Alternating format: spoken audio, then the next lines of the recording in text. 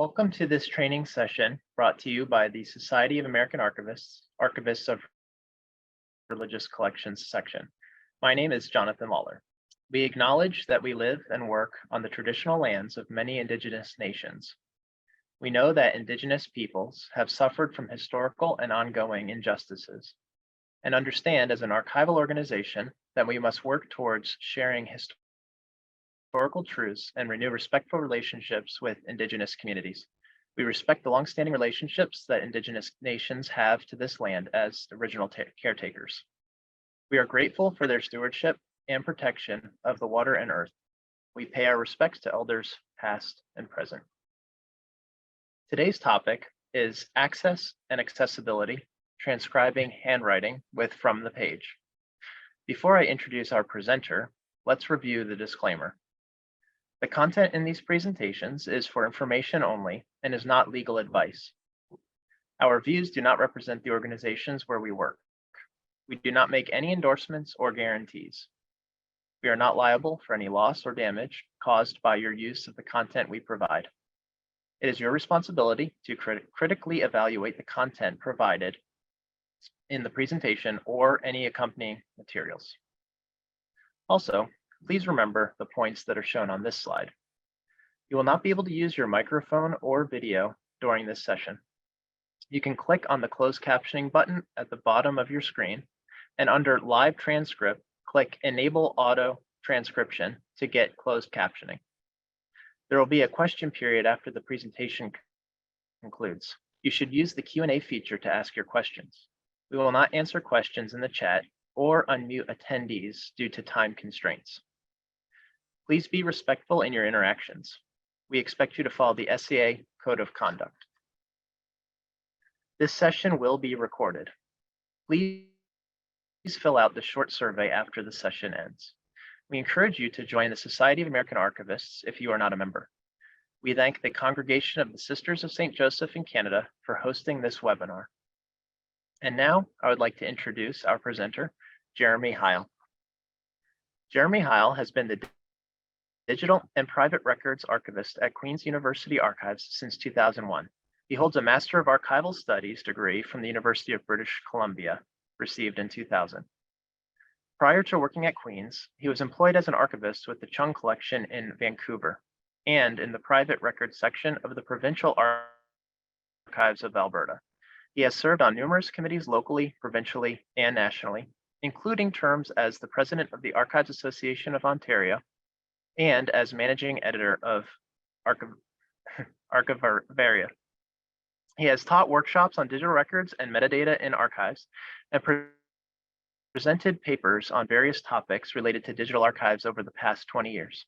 His publications include The Procrustean Bed, A History of the Arrangement of the Purdy Font, Archivaria 76, Fall 2013, and Stones, Using Mashups to Understand a City's Social Tapestry, the Interactive Archivist Case Studies in Utilizing Web 2.0 to Improve the Archival Experience, Society of American Archivists 2009. He is a collaborator with the Vulnerable Media Lab at Queen's University, as well as with the Queen's Wicked Ideas funded project, Will Digital Art Have a Digital Future? The Challenges of Preserving and Restoring Digital-Born Cultures. Jeremy, thank you for presenting today's Lunch and Learn session. Thank you very much, Jonathan, and thank you very much to Mary Grace Costa for inviting me to speak with you today. It's my pleasure to be here, and I am very happy to present to you my talk on access and accessibility, transcribing handwriting with From the Page. Before I begin, I wish to acknowledge the land from which I'm speaking to you today. This is the traditional and unceded territory of the Haudenosaunee and the Anishinaabe. It is known as Cataraqui in Kanyenkeha, the place where there is clay and limestone, or Cataraqui in Anishinaabemowin, which means great meeting place. Both really are apt descriptors for the land that today is more commonly known as Kingston, Ontario, Canada. I undertake this acknowledgement not as some rote exercise, but to truly reflect on how fortunate I am to live, work, and play on this land. This acknowledgement also reminds us of the collective responsibility of all settlers that treaties must be honored and that we should walk these lands in the spirit of reconciliation and mutual respect. So to begin, I wish to tell you a little bit about Queen's University Archives and what we hold here in our own institution, to give you a bit of a primer as to why we might embark on something like a transcription project. So Queen's University Archives is one of the larger university archives in Canada, with approximately 10 kilometers, or for those who are not in the metric system, 6.2 miles of records, with millions of photographs, tens of thousands of architectural drawings, tens of thousands of sound recordings, and thousands of videos and film, among other ephemera and various other materials within the archives. We also have about approximately 70 terabytes of digital records too, but that covers all of these different areas. Approximately 60% of our holdings are private manuscripts, and 40% are institutional. So the university record account for only 40%, while the remainder fit within our mandate to collect for the purposes of faculty research, which gives us a really broad mandate to collect the papers of authors, the papers of government officials, of local businesses. We also house the city's records here within our own archives. We have a staff of 5 archivists plus an administrative archivist who sadly doesn't process, although I know that he would love to. We have 2 technicians who work here who do a lot of our processing at Queen's Archives, and then we have a conservator on site as well for any repairs and other issues that we might face with our ongoing materials. We also manage a number of volunteers and students. We have a robust internship program that we host with the history department in 2 different terms. So we have the full year term, fall and winter, so we can get some really large projects done that way, and then half terms as well. And these students sort of embark on exhibitions, on describing materials, and most recently, we had them digitize the entirety of a collection of a Canadian astrophysicist. And her materials were then placed onto our digital assets management system, and will also probably end up on our transcription service. The systems that we use here include Atom for our archival description, our access to memory, and part of this is minimally accessible through Ex Libris Primo through the Queen's University Library. We also have a digital assets management system, Islandora, a digital preservation system through the Ontario Council of University Libraries called Permafrost, which is Archivomatica mixed with the Ontario Library Research Cloud. And Amazon Deep Storage for very large objects that otherwise couldn't fit into this system. We undertake web archives programs here using Archive It through the Internet Archive and through Conifer. We do a fair number of digitization projects, both on site with, we have sound recording equipment, we have overhead cameras, we have large scanners and smaller scanners, and video equipment as well for doing any number of U-matic or beta tapes or everything. But we also engage with the Internet Archive to digitize entire font or entire collections of material, which we've done at least twice for some paper, some of the authors' records, but then also for a lot of our published materials, such as the university newspapers and such. And then, of course, we have From the Page, our transcription service, which is what we are going to go to now. So we undertook this project starting in June 2020. And if you think back to June 2020, I suspect a great many of you, like me, were sitting at home and wondering, how do I do my work that I'm supposed to be doing in the archives? We realized very quickly that we needed to engage with our instructors, teachers. We have a lot of classes coming into the archives throughout the terms, and the professors in particular have used entire collections of material with their classes to as final projects. So students will come in and do their research here at Queen's Archives. So our goal here with this project was to create an online crowdsourced transcription service to make primary sources unique to Queen's University more accessible to all, and to enhance remote research, teaching, and coursework opportunities for our faculty and students.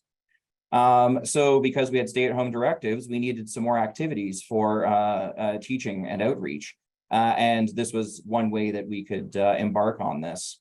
And then beyond that, we had some other organizations that were interested in the records we had here and wanted to assist in some way to transcribe materials for their own research and for their own users. So the objectives of this project were to plan, really relates to the library's strategic plan as well, and helping us improve the stature of Queen's research and enhance library research services and digital infrastructure, and also assist us to feed into the new digital assets management infrastructure that we had just started. Now, just a quick note, all of these slides for my images, I use the alt text, and in this case here, the automatically generated alt text, which is sort of an AI, indicated that this was a handwritten letter with a drawing of a sleigh and of a sleigh.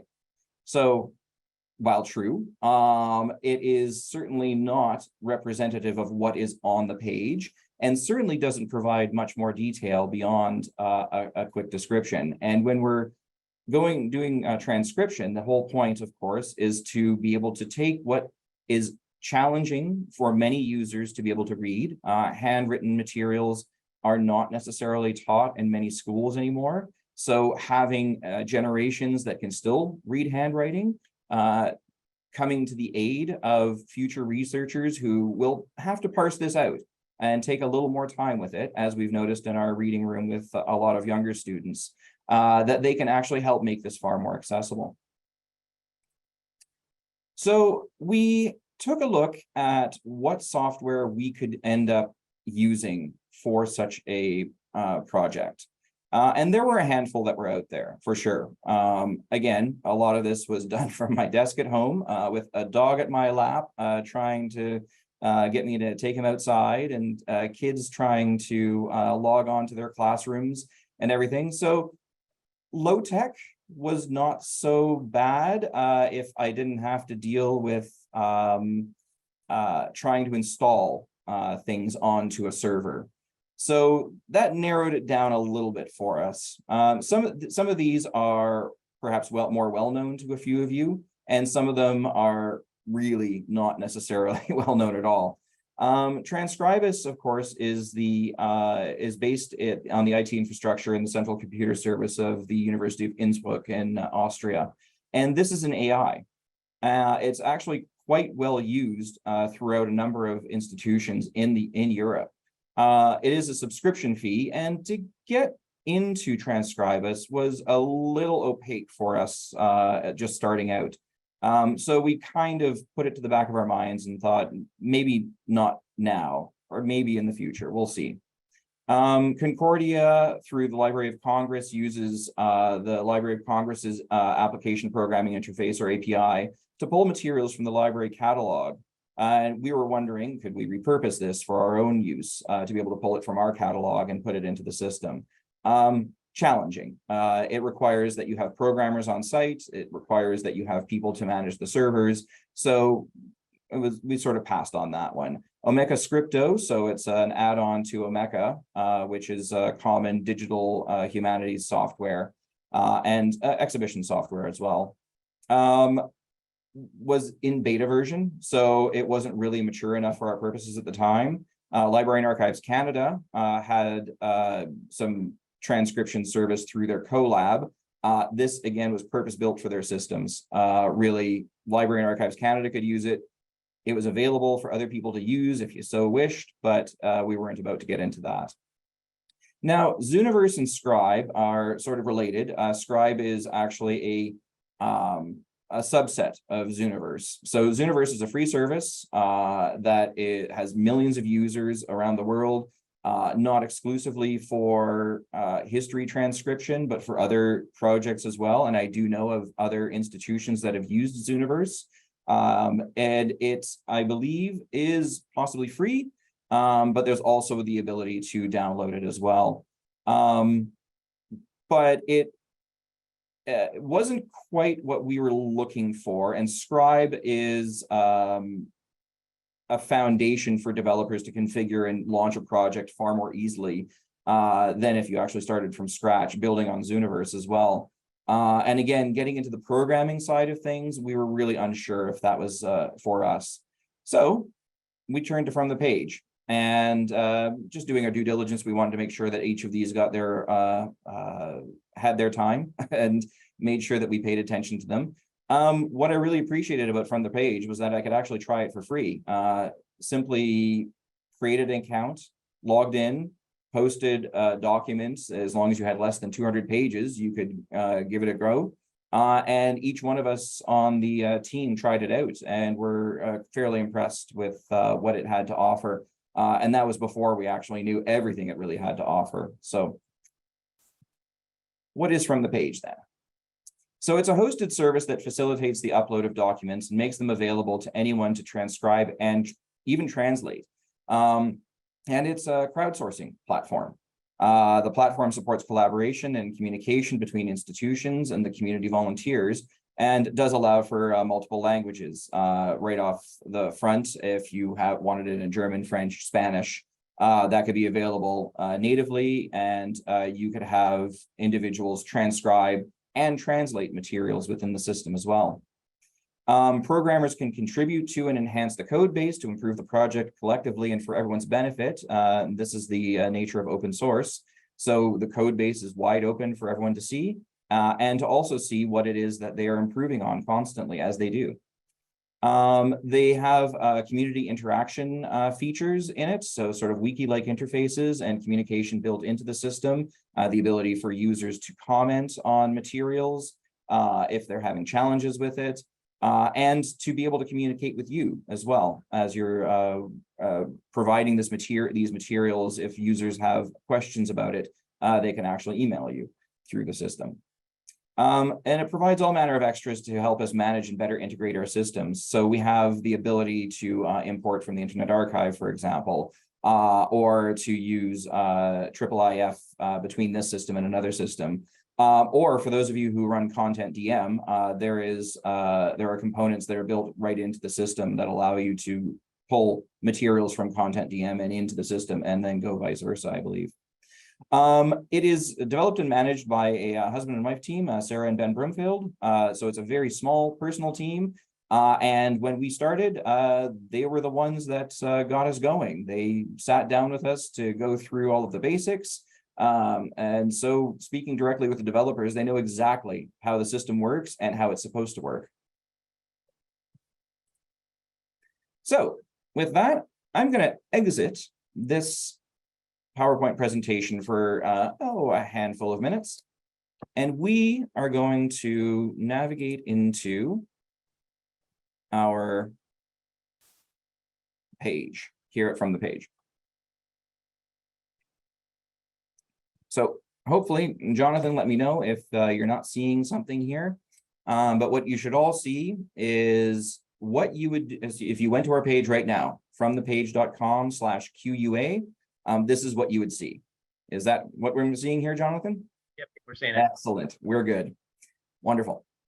So you'll notice that we have a number of collections up here, and there's a button to say Start Transcribing. So by clicking on that button, it will take you into the website. You have to indicate that you're not a robot. Harder for Transcribe as the AI to tell you. And it says that you may save up to 3 transcriptions as a guest, or it encourages you to create an account. So that way you can continue to transcribe and to actually go through the material. So I'm going to get out of this particular view and put you into sort of my own view here. So what we see as the creator of this content is our main page as we come in. So you can edit your profile.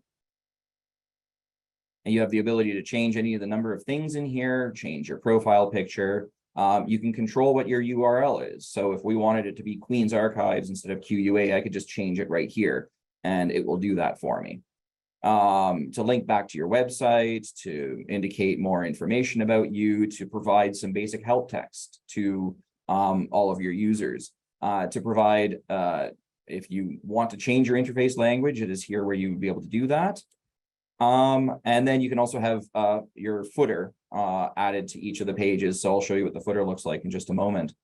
And then you can also select how much email you want to get. You'll notice I don't have any email set on here. I just simply log into the system to see what activity we've had. But if you wish to monitor it more closely, you may feel free to do so with any of these options.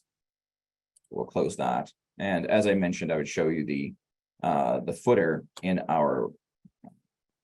here. When you go to, I will show you the footer in a second. Actually, let's backtrack 1 second. So, just a quick word about the owner versus the collaborator. Of course, the owner is who created the website, who has added the content to the website, who has all of this material. The collaborators are everyone who sort of joins in, and you have the option to invite collaborators if they haven't ever used the system before, or you can also people will just flock to you because there are people that are already doing this. They're wandering from site to site, from project to project, looking for transcription to sort of undertake. I think some people actually take a fair amount of pride in this. This is something that they can do, this is something they can provide to all of these different institutions. So we are only one of a number of institutions that use this. There are many university archives in the United States that are using it, as well as a few others in Canada. Yeah, so let's move on to the difference between sort of collections and works and how this is all sort of laid out. So at the top level, you can create individual collections. You'll notice that we have an entire, just a journal. So in this case, this was a discrete item that we had in our collection. And we have the Alfred Bader file, where we've digitized almost all of his material, the John Buchan file as well. And then sort of regional collections. So instead of putting up the entirety of a collection, the entirety of a phone, we'll sort of break it down to what do we really want to digitize or to have transcribed for us. So things related to the city of Kingston, for example, including council minutes or the sleighing club or a diary of someone's time in Kingston. And then university records as well. So minute books and whatnot are the kinds of things that you can put in there. So that's at the collection level. Digging down a little bit, we'll click into the works. So each work is sort of your page document. So you have a file folder that has a whole bunch of pages in it, and you may consider that a work. In which case, each of the individual pages are the pages within the work. And that's what gets transcribed. The works themselves is just sort of more of an intellectual container for the upper level of your volumes even. So if you have a diary bound by the front and the back cover, this is what you would have as your work. And back up 1 second to right here.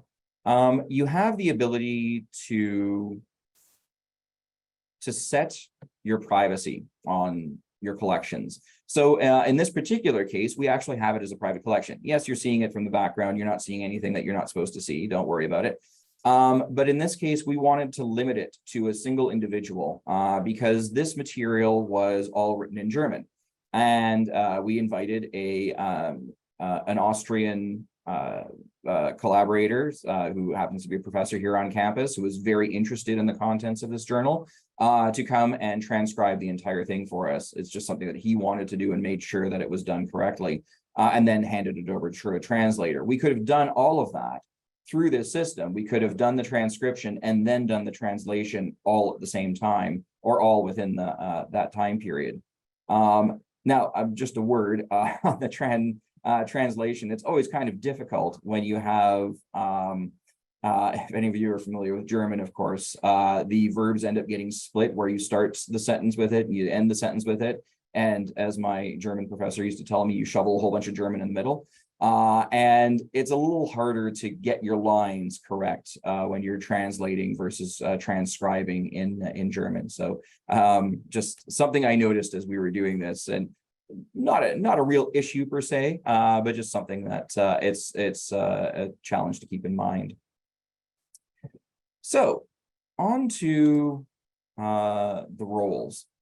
You'll notice that in this particular version, we have 3 separate boxes of pages that need transcription, pages that need review, and pages that need indexing.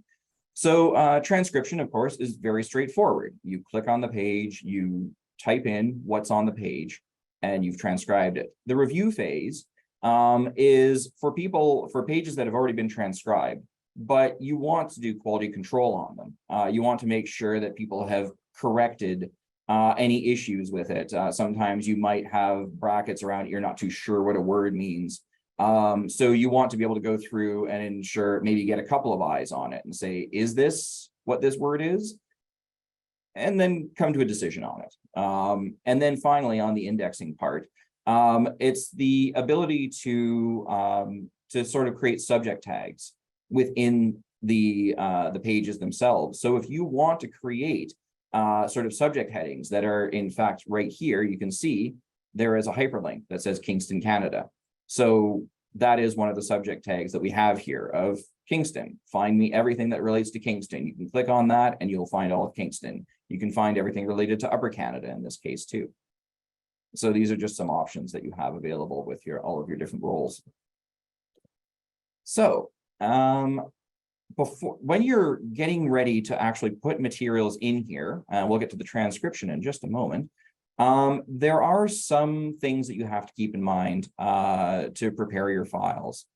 And part of this is the split page. You can see here that this is a letter that was written on a folded page. So one side would have handwriting, the inside would have handwriting, sort of like a card, right?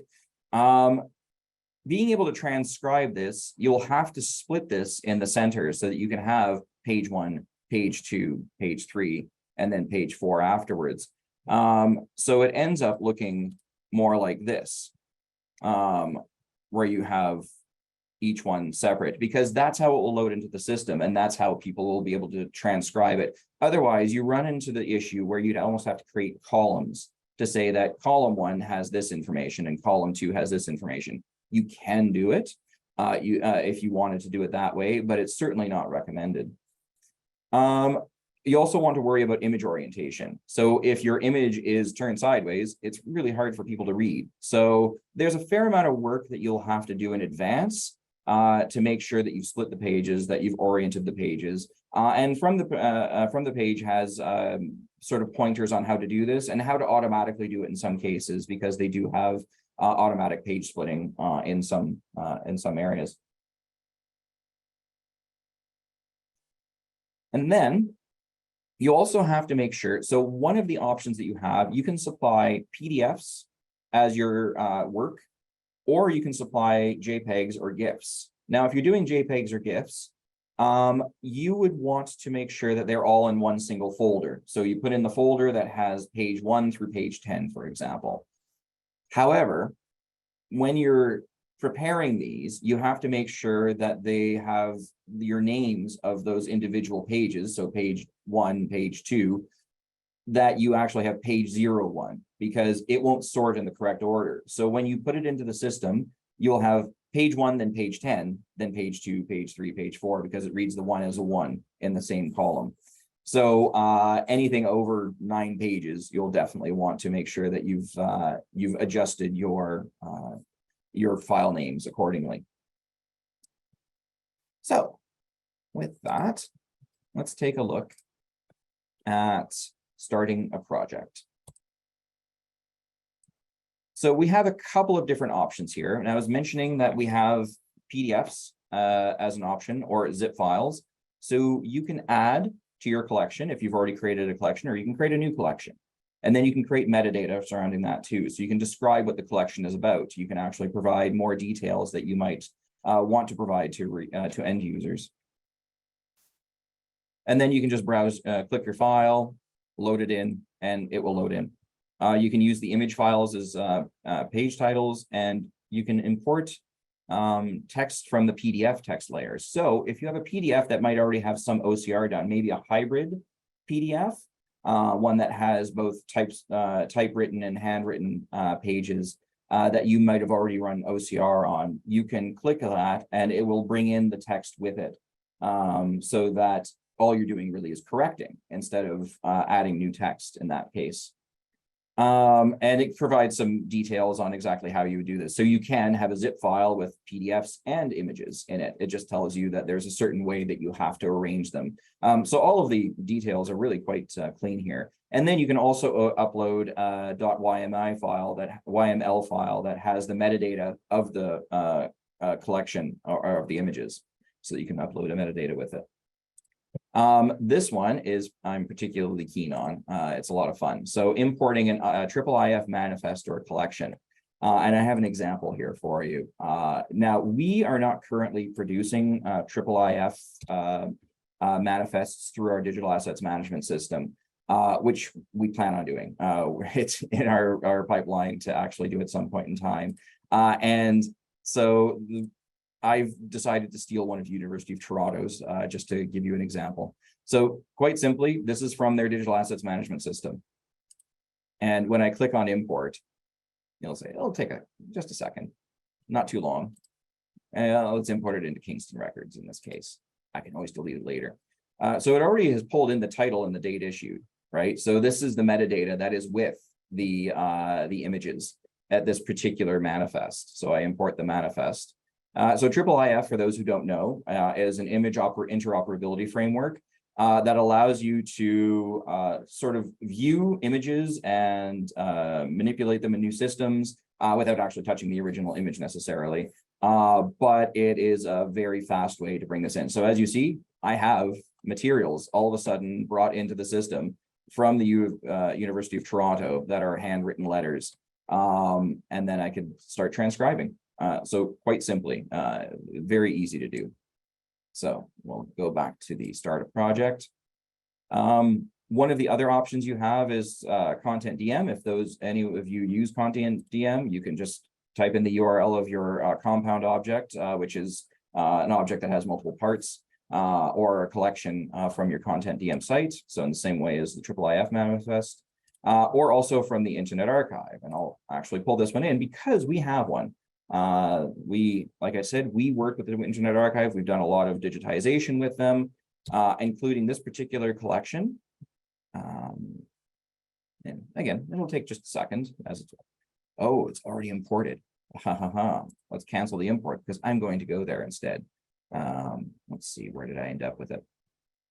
So before I do that, I'll say we can also create an empty work. So you can add pages, you can add, so if you're doing scanning, maybe you have a really long book that you want to digitize, and you're working away at it, but it's taking time. So you can add pages, and then you can add more pages to it as well, so that you can get people starting to transcribe this at the same time.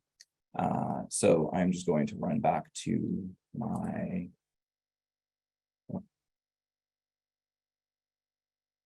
I will show you the other work afterwards. I don't want to hold up my time on this. We'll end up coming across it again at some point in time. So having done the upload, you can now add metadata to any of this. So in here, you can see that in my settings for the John Buchan phone, I can adjust my URL again. I can indicate what the title is, general description.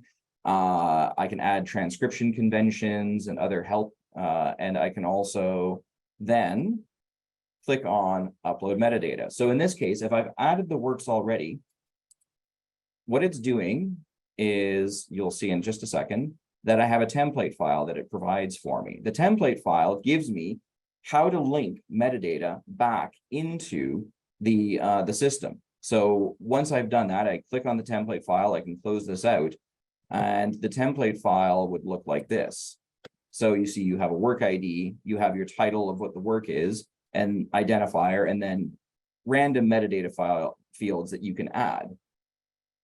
So once you filled it out, you would end up with something more like this, where you have your, in this case, we've said creator, item title, date, format, description, and language are options that we put in ours. In this case, we took it directly from our ATOM database, so access to memory database, and we just converted sort of the headers here, and then attached them, made sure that we attached it to the title. The title is just simply our locator. So that's how we are able to link these together fairly easily. And then once you've done that, you go back in here, you find it, you upload it and whatnot. And then you can see that in this particular case, in my settings, or in my about rather, that I have the metadata already filled of the creator, the item title, the date, and everything. So this is something that I had done previously. Then next step is, I'm just going to shrink this a little bit so I can get to my next tag here.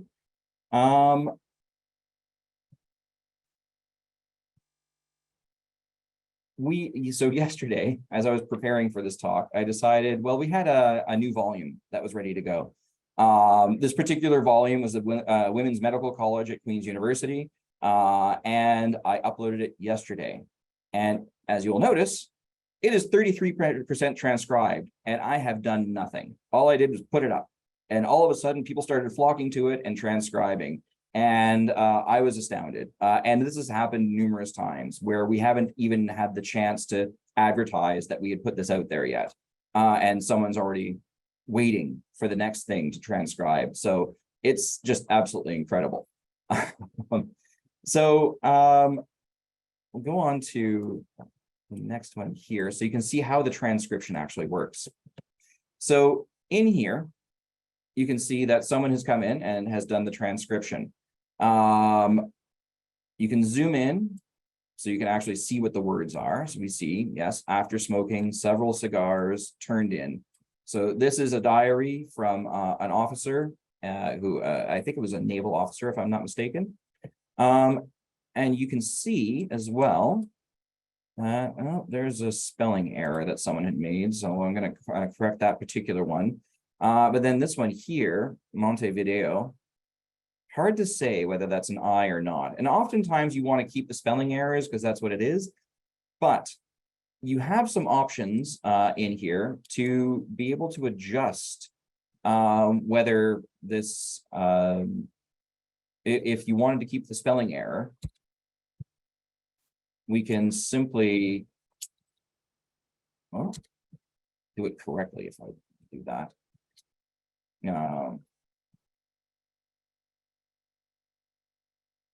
So in this case, I'll be able to save it as a subject for this the location of Montevideo, even though it's spelled Montevideo, possibly. I would argue that it's probably actually spelled Montevideo, but just for these purposes, I'm going to say that. But the next one, we have the same thing. So this one is Buenos Aires. And that definitely looks like a Y on Aires, but that is not the common spelling for it. So I would definitely want to correctly spell it for our subject headings, but not necessarily correct it in here. So if I save it now, you'll see that we have a button up here that says needs review. So we have some uncategorized subjects.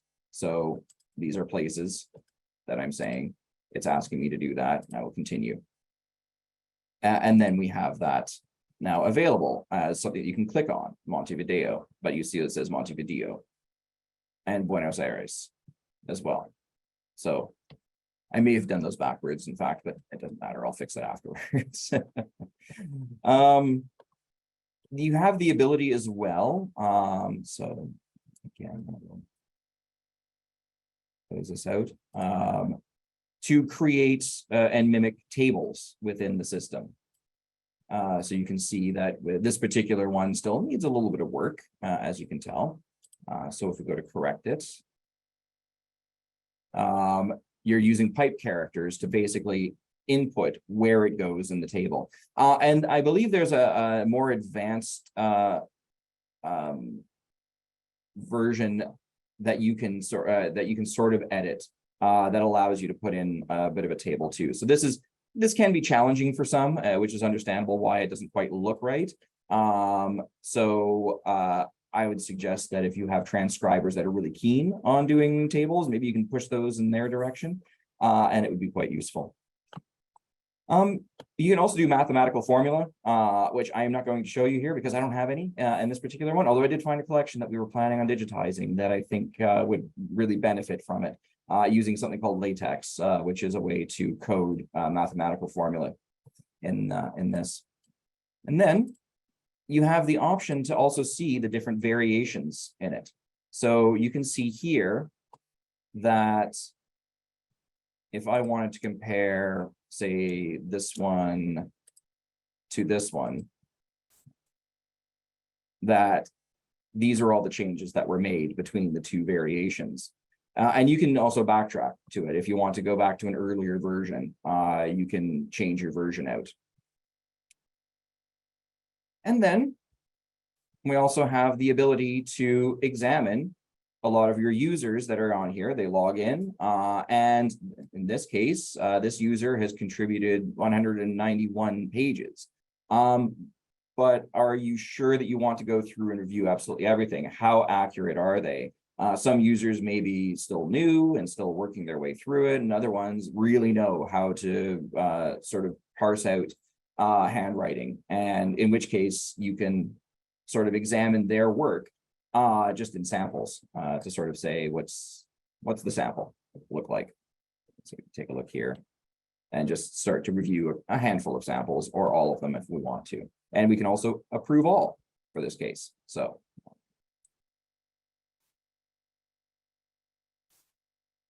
that brings us to the what do you do after you've done. Oh wait, I made one mistake. I was going to go back to show you one additional thing. Some of the other things that you can do within the data, and I don't have this one called up, but let's just say on this one here, any one of these is, say, underlined. You can add codes to indicate that it is underlined, and it will show it as such. I'm going to underline very cold here. So similar to HTML tags with like a tag to start and an end tag to end. In that case, I'm not going to save this version because it's not underlined, but there was another one that I had that definitely worked on that. So back to our export. So we have a lot of different options for export. These include HTML, plain text, IIIF, manifest. So and I'll click on this to show you a little more in here of all of the different versions that you have. And when you click on download, it will take you to another page, and it'll sort of queue it up because it can take a little bit of time, especially for a really large set of works that you'll want to examine. And the results of this export include the facing PDF, which is probably the most useful out of the entirety. So that would look like this in particular. And you can see you have the image alongside the transcribed text in each of these cases. So this is just one example.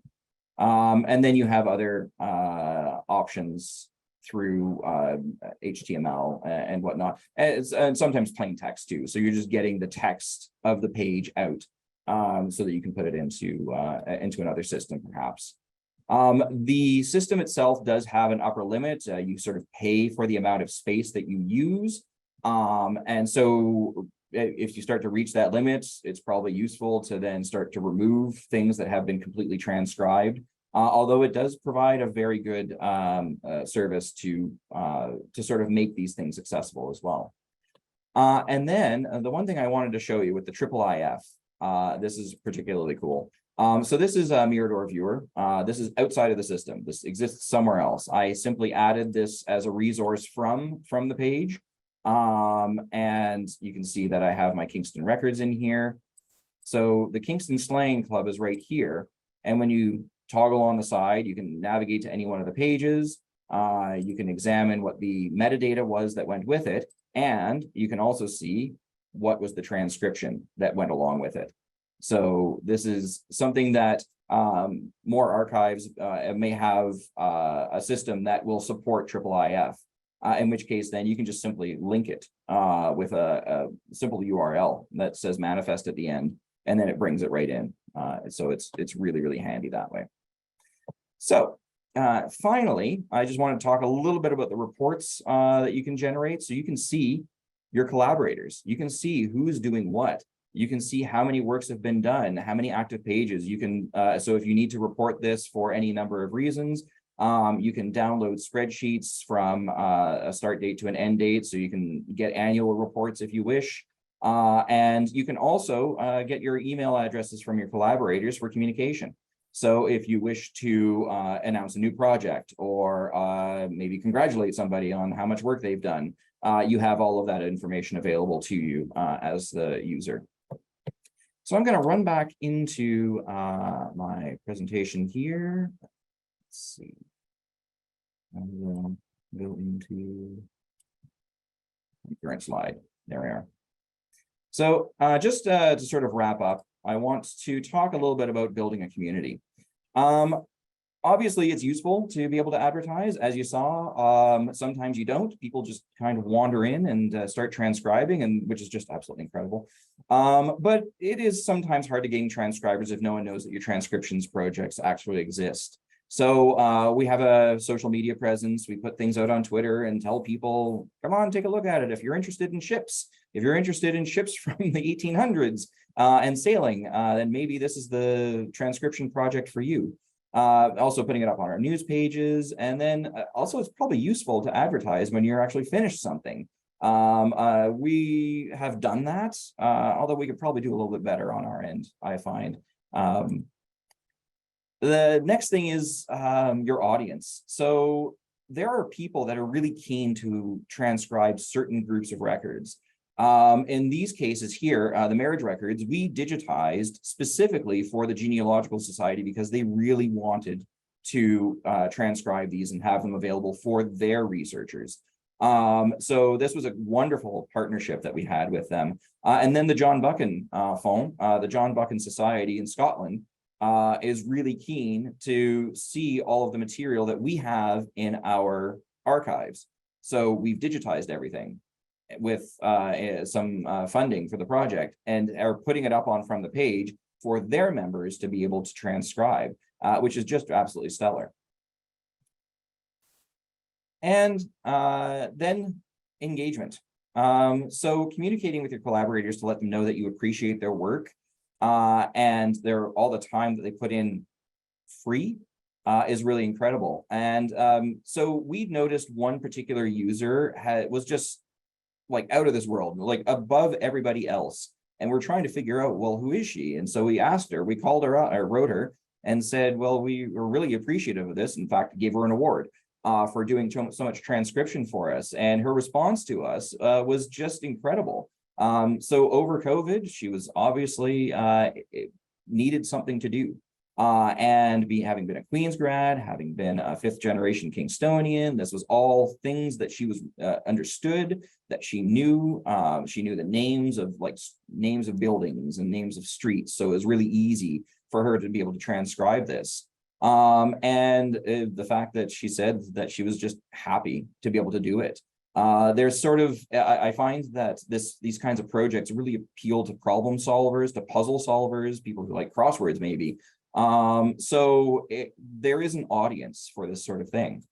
And the nicest thing too is that collaborators can also leave notes for other people, for us as well. So in this case here in the Buchan phone, a relative of Buchan is talking about the historical significance of certain letters as we're going. So this is more of the community feedback that we're getting that's really fascinating. And it just adds a lot more value than just the transcription alone, which is just still incredible. And then one thing I also wanted to mention was that sometimes you can really go all out, and the Archives of Ontario put together an entire day of transcription for Douglas Day. And they had, in this past February, did a transcription-a-thon of the records of Mary Ann Shadd Carey for Douglas Day, and it was a really big hit. They have an incredible presence online. They had sort of podcasts and YouTube and all sorts of things going along with it. So, I mean, if you have the staff for it, amazing if you can do that. So our next steps on how to use this are, I was talking about Transcribus before. Well, this system actually allows you to export collections and works to upload to Transcribus to be a training data. So we were going to do that with the John Buchan phone, all of the John Buchan records that have been done, because his handwriting is similar from page to page to page.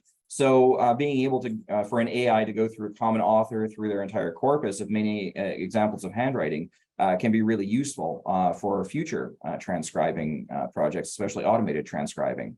And then, of course, we want to integrate IIIF in our dams better than we have been able to previously, and sort of eliminate a lot of the bottlenecks that we have. So just streamlining workflows from system to system, both manual and automated wherever possible. So here's a few resources for you, and I'll be sure to share this slide presentation with Jonathan and with Mary Grace to be able to post to anyone who wishes to look for it. And I thank you very much for listening to me today. And I hope you've been able to learn a little bit about From the Page. Thank you, Jeremy, for that wonderful presentation. I know I learned a lot, especially that connection with Transcribus there at the end is fascinating. And I think holds a lot of potential for the transcribing of handwritten material. We have a time for about 1 or 2 questions. So taking a step back before using From the Page, what goes into choosing certain collections, to decide to post to From the Page? If you could just tell us a little bit about your process for that. Our process is usually a group of us get outside in the hallway and say, wouldn't it be cool if we had this transcribed? Because there's really neat information in it. I think certain anniversaries of events can trigger the idea that we can do this. So when we have homecoming for the university, maybe putting up some university records to point the alumni to might be really useful. In some cases, it's just ongoing. We know that we have a collection, we have a lot of material to transcribe, so we just keep on putting it up. We put a bit up here, a bit up there. And yeah, I think some of them are like some of our own interests too. When we realize I don't have the time to read through all of this, but boy, would it ever be useful if I could just do a quick search, keyword search on certain things within this particular document. That would be really handy. So minutes oftentimes get there. So we've prioritized sort of the university minutes for a lot of researchers, and then instructors too. Faculty will give us their suggestions if it works well for a class. And this is how we really got started with transcription, was making sure that we could supply our interns with something to do when they couldn't come into the archives. And then that can sort of carry over as well. Yeah, thank you. That's very helpful. We have one question. When you open a document up to transcribers, are there any ownership rights compromised, or are there any copyright concerns, I suppose, if you've come across any of those kind of issues? We have not come across these issues. We certainly haven't broached them in any way. I think it's something that you could probably, like, if in your own help documentation or in your own documentation, if you put a statement up there and say, by the way, this is like, we don't feel we own this either. In fact, almost everything we're putting up is in the public domain. So the transcription is assumed to be in the public domain as well. All you're doing is you're adding some value to it, but there's no compensation. You're sort of entering into this willingly when you're signing up to From the Page, that this is for everybody to use and not just for you. We have a question about asking if you always put up good master quality images, or do you put up quick access copy scans as well? It can be, you don't want too low a resolution because you do want to be able to zoom in and sort of figure out some of the little issues in letters, or if a document got wet, for example, you might have a little splotch and it's hard to really discern what the letter is. So the higher quality you can put in, the better. The way that the system works is by page and not by size.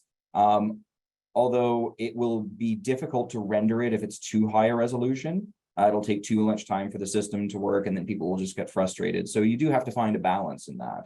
But if you're doing PDFs, we typically do 300 DPI for each of the pages, and it seems to work just fine. Okay. Well, we're getting towards the end of our time, but I think maybe this question could be quickly answered. If you limit collaborators, are the images still available to others? So if you make the work open, any collaborator can just sort of jump in. But if you have made it private, then the collaboration is by invitation only. So only those that you've given explicit permission to go in and do transcription or translation, you can separate out roles as well. Then that's what they will do. And that's how you can sort of limit collaborators. I mean, it works a lot faster when you have more collaborators, because then people are sort of piggybacking on each other's work. I don't know, I think there's maybe even healthy competition that can be created among certain collaborators, where they see that, oh, I'm almost at the top of the leaderboard, I need to just do another 10 pages. Yeah. Yep. Well, we're about out of time, but thank you for your presentation. That was really wonderful. Thank you for all the participants for attending today's Lunch and Learn. Our next Lunch and Learn is going to be on Thursday, August 17th, and that will be addressing copyright in Canada. And that will be, the presenter for that will be Lisa Macklem from Western University in London, Ontario. And that is from 3 to 4 p.m. on that Thursday, August 17th. So we hope that you'll join us for that. And again, thank you, Jeremy. Thank you.